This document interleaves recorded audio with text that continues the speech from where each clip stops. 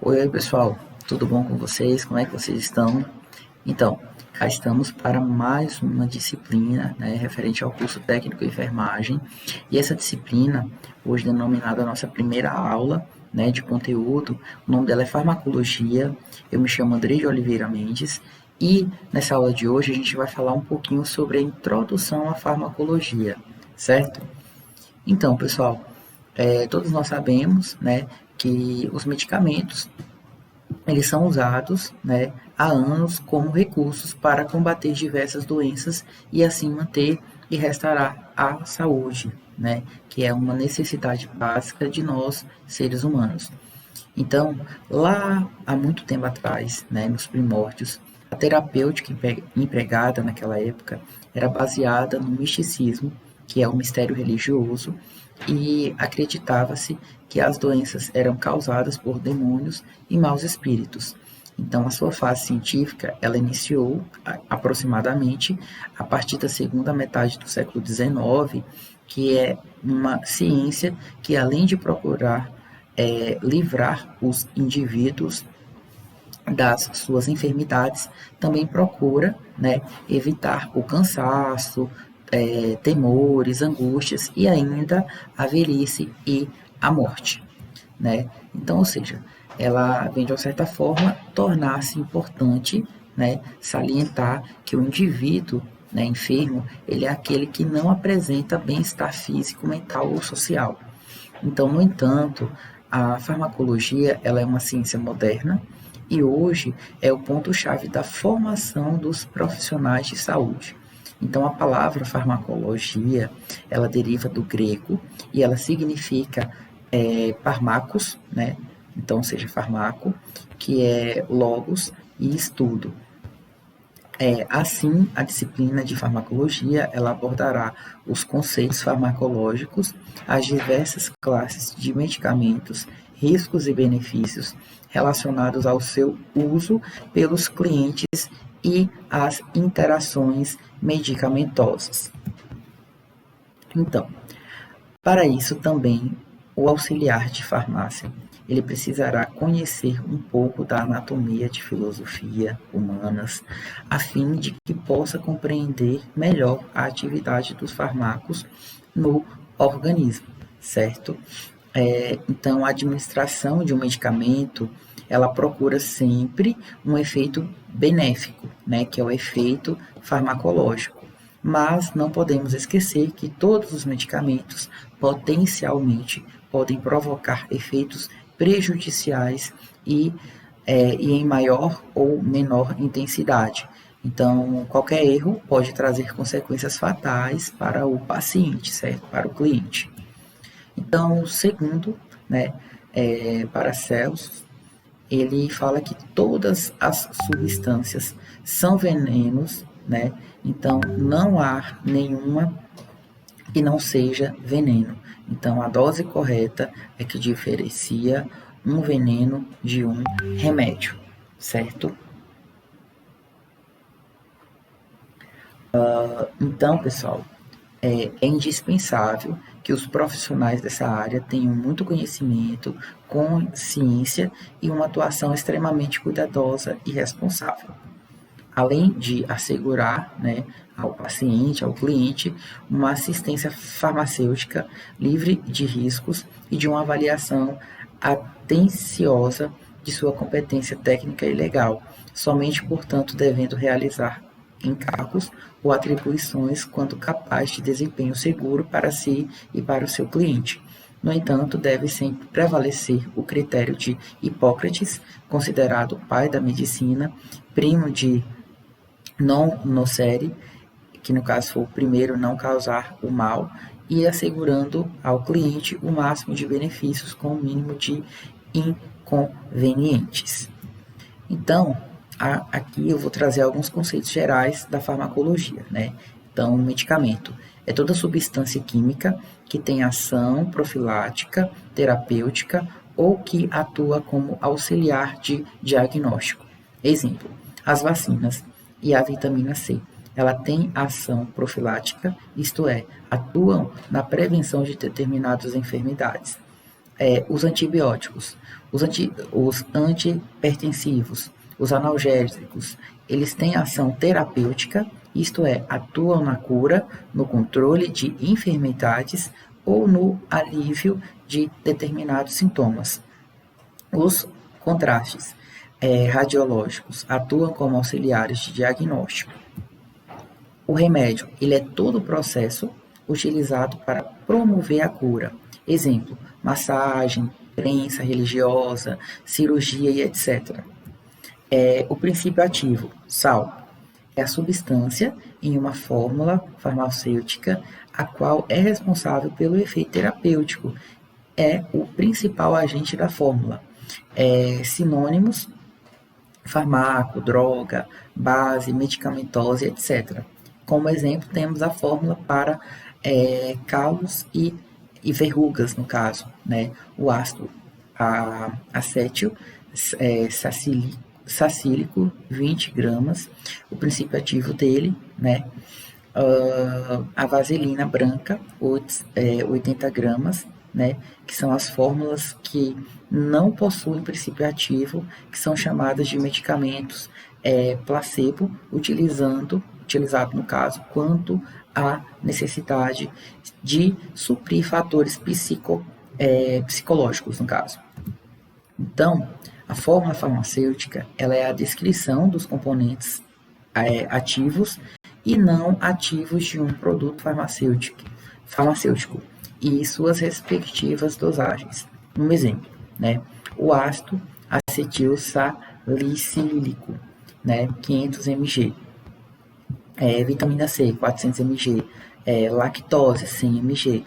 Então, por aí, vocês tiram, né? Isso mais ou menos o que eu estou querendo e tentando explicar para vocês.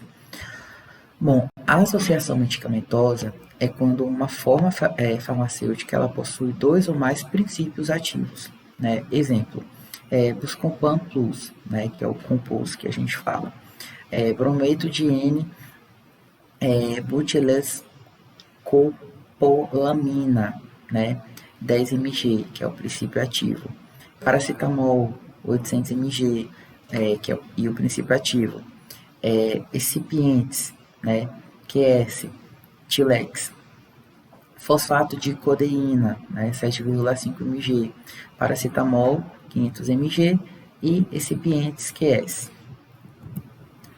Excipientes, pessoal, é o termo utilizado para designar a parte sólida ou semissólida não medicamentosa de uma fórmula. Exemplo, lactose,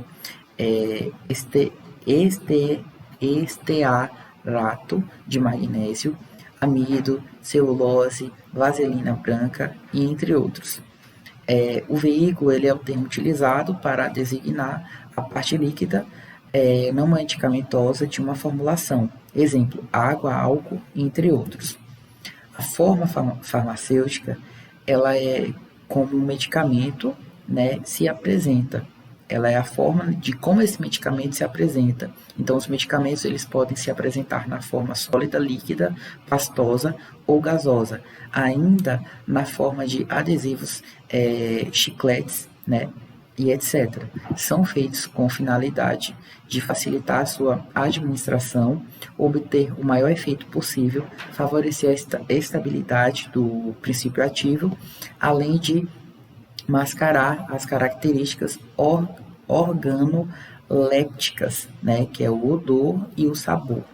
Então, como exemplo, né, temos aqui o cloranfenicol, que não tem em solução, porque não se consegue mascarar o sabor, então aumenta o tamanho das partículas e diminui a área de contato, diminuindo assim o sabor dele. Né? Um exemplo, a furosemida, né? Comprimido, dipirona, injetável, ampicilina, suspensão, cetoconazol, creme, né? Subutamol, spray, e enfim. As formas sólidas, né? Temos o pó, que é o medicamento que se apresenta na forma de pó e deve ser diluído em líquido se apresentam geralmente em envelopes, na quantidade que se deve ser ingerido, no caso, a quantidade ali, por exemplo, que eu coloquei aqui, o eno, né? O acetilcisteína, né?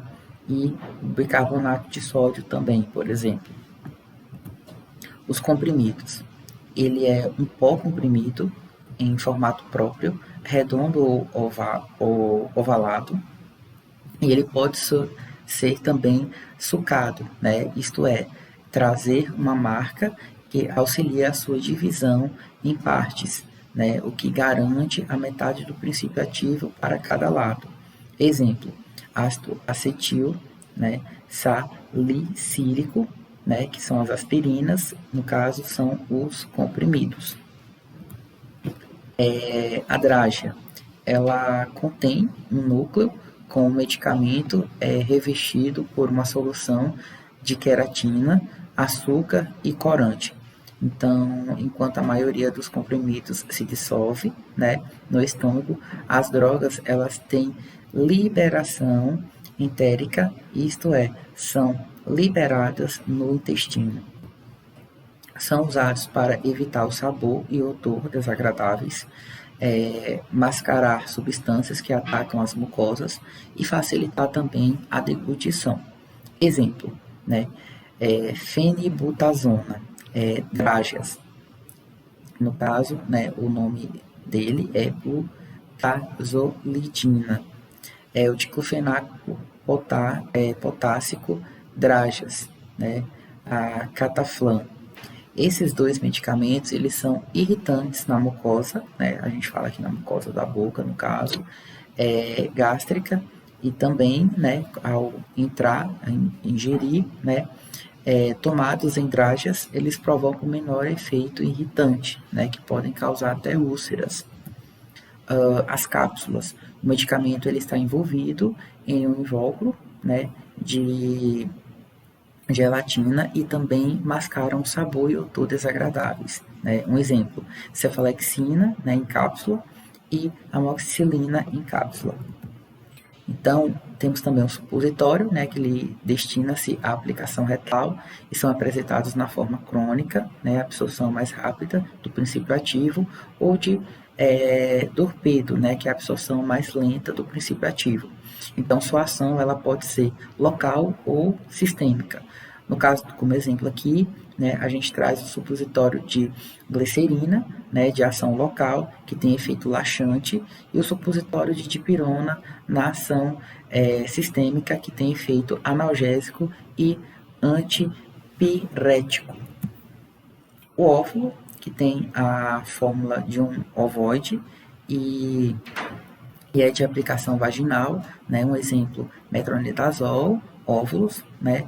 Ou então nistantina, mais metronidazol, óvulos, né? Então aqui temos esses exemplos aí que eu estou falando, o óvulo. As formas líquidas também, que são as soluções, e mistura em homogênea de líquidos ou de líquidos e sólidos. Exemplo, o álcool 70, ele é água mais o álcool, né? A solução fisiológica 0,9% é uma água mais o NaCl. O xarope é uma solução que contém água e açúcar. Exemplo, né? Iodepol, né? Que é iodeto de potássio, no caso. Elixir são as soluções que, além do soluto, ele contém 20% de álcool e 20% de açúcar, né? Um exemplo é o Decatron, né? Elixir, no caso, é a dexametasona, que é um elixir aregórico. Suspensão. Suspensão é uma mistura não homogênea de uma substância sólida e de um líquido, ficando a parte sólida suspensa no líquido e, no caso, sempre agitar antes de usar, né? Um exemplo é Aldrox, que é o hidróxido de alumínio, o Keflex, que são a suspensão, né? Que é a cefalexina. A emulsão ela é formada de dois líquidos, né,